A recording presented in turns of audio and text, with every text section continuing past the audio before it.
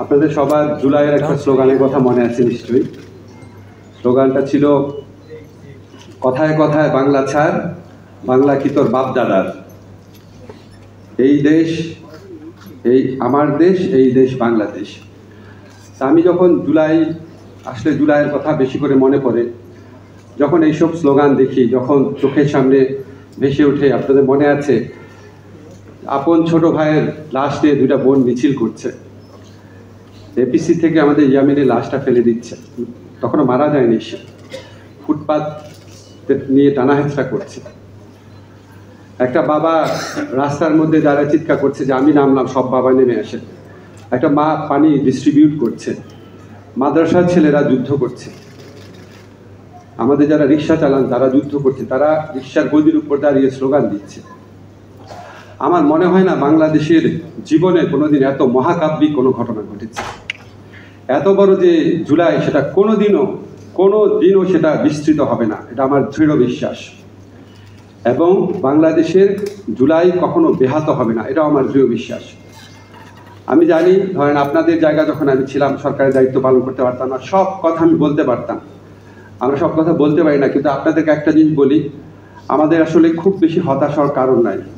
আমি আপনাদেরকে বলি, আমরা যখন সরকারের দায়িত্ব নিয়েছিলাম, আমাদের চিন্তা ছিল বিচারের কথা, সংস্কারের কথা, আমাদের জুলাইয়ের ভাইদের পুনর্বাসনের কথা, আর তারপর সুষ্ঠু নির্বাচনের কথা। আজকে আমি জানি আপনাদের বিচার নিয়ে অনেক প্রশ্ন আছে, কিন্তু আপনাদেরকে আমি নিশ্চিত করি বিচার পূর্ণ গতিতে চলছে, বিচার পূর্ণ মাত্রায় দৃশ্যমান আছে।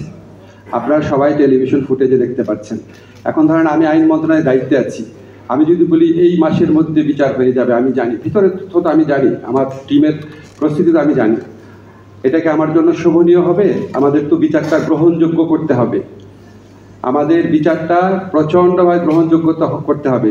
শেখ হাসিনার ফ্যাসিস্ট যে দল, সেই দলের লোকজন হাজার হাজার কোটি টাকা নিয়ে বসে আছে। এই বিচারের প্রতিটা জিনিস পুঙ্খানুপুঙ্খভাবে তারা তদন্ত করে তারা বিশ্ববাসীকে বিভ্রান্ত করার চেষ্টা করবে, বাংলাদেশের মানুষকে বিভ্রান্ত করার চেষ্টা করবে। ফলে আমরা সর্বোচ্চ মানের শ্রেষ্ঠ একটা বিচার করতে যাচ্ছি, এবং আপনারা নিশ্চিত থাকেন, আপনাদের হতাশ হওয়ার কোনো কারণ নাই। আজকে আমাদের শহীদ পরিবার যেটা বলেছে, আমি নিশ্চিতভাবে বিশ্বাস করি নির্বাচনের আগে অবশ্যই বিচার হবে।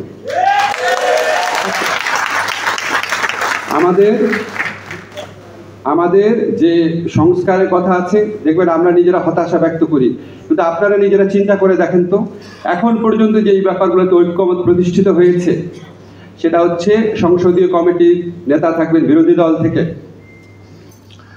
সরকারের যে প্রধান থাকবেন তার মেয়াদ হবে 10 বছরের, তারপরে আমরা উচ্চ কক্ষ নিয়ে আলোচনা করছি, পিআর হয়ে যাবে আমি দৃঢ়ভাবে বিশ্বাস করি। আর্টিকেল 70-র যুগান্তকারী পরিবর্তন হয়েছে। আমাদের এই যে 4টা অ্যাচিভমেন্টের কথা বললাম, আরও কয়েকটা আছে, আমার এই মুহূর্তে মনে পড়ছে না। আপনি চিন্তা করেন তো, গত 54-55 বছরের ইতিহাসে কত সংস্কার ভাবনা হয়েছে, কত দল কতভাবে বসেছে, কত বিদেশিরা বসেছে, কত প্রজেক্ট হয়েছে। কোনোদিন এই 4টা ক্ষেত্রে অ্যাচিভমেন্ট হয়েছে? আমি মনে করি এটার পাশাপাশি পিআর, উচ্চকক্ষে পিআর, এটার পাশাপাশি যখন আমাদের কনস্টিটিউশনাল কমিশন হবে, যে আমরা নির্বাচন কমিশন, আমরা পাবলিক সার্ভিস কমিশন, আমরা এই ধরনের কয়েকটা নিয়োগ হবে সাংবিধানিক কমিশনের মাধ্যমে, আমি মনে করি ইনশাআল্লাহ এগুলি হবে, এবং এর ফলে বাংলাদেশের চেহারা আমরা যতটা আশা করি ততটা না হোক অনেকটাই পরিবর্তিত হবে, যেটা আগে কখনো হয় নাই।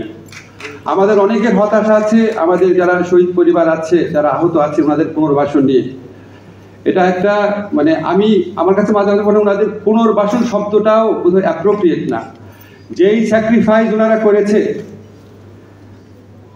কোটি কোটি টাকার অনুদান, 10-12 জনকে চাকরি দিয়েও কোনোদিন আমরা তাদের ঋণ শোধ করতে পারবো না।